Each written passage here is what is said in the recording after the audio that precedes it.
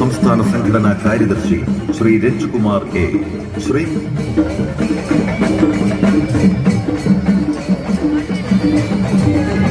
ശോഭയാത്രയിൽ വന്നിട്ടുള്ള എല്ലാ കൃഷ്ണവേഷങ്ങളും ബാലികാബാലന്മാരും പുത്തരിക്കണ്ട മൈതാനിയിലേക്കാണ് പ്രവേശിക്കുന്നത്.